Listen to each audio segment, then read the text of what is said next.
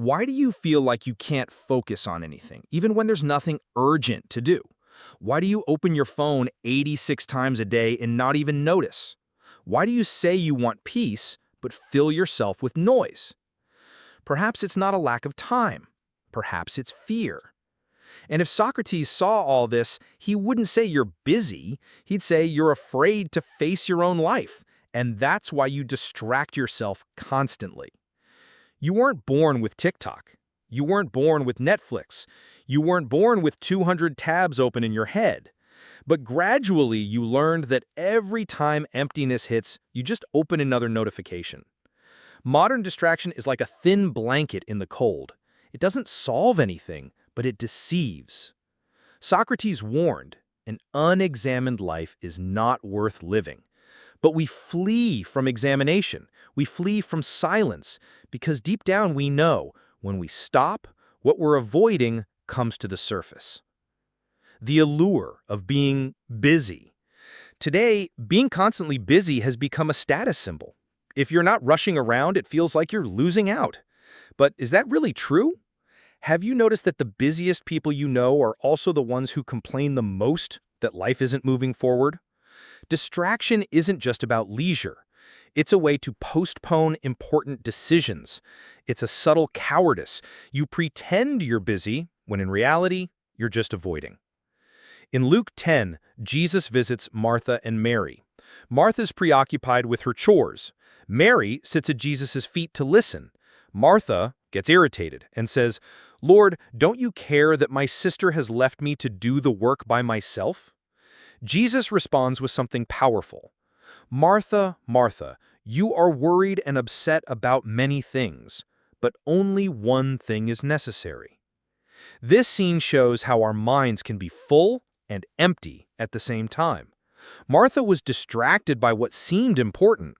Mary was focused on what truly mattered. The labyrinth of distraction.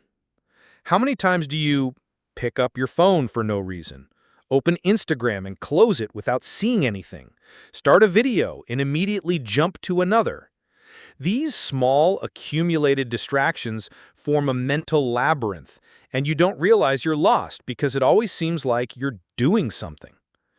Socrates believed that a true life requires self-mastery, and self-mastery begins with realizing, does what I'm doing now have purpose, or is it just an escape? Pascal said, all of humanity's problems stem from man's inability to sit quietly in a room alone. Nietzsche spoke of modern man trying to fill existential emptiness with empty amusements, and Dostoevsky depicted characters who, to escape guilt or pain, plunged into excess of pleasure, excitement, distraction. Distraction is modernity most accepted drug. It seems harmless, but it steals time, peace, clarity, and direction. Thinking hurts. Looking inward hurts, but running from this means letting life carry you without breaks and a map. Socrates provoked with uncomfortable questions such as, do you really know what you want? Why do you do what you do? Is your opinion truly yours, or was it placed in you? These questions are the opposite of distraction. They are invitations to consciousness, and consciousness requires courage. Finding stillness in a noisy world. Jesus would withdraw to pray. Even being God, he sought silence. This teaches something profound. Inner life doesn't happen in noise. It flourishes in solitude.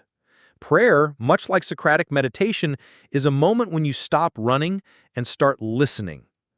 But many today exchange this for 10 consecutive videos and no moment of true presence. How to reverse this? Create spaces of silence, even if it's just 5 minutes a day, but make them yours. Pause before consuming. Ask, why am I clicking on this right now? Find something that connects you with the real. It could be reading, prayer, contemplation, something that demands presence.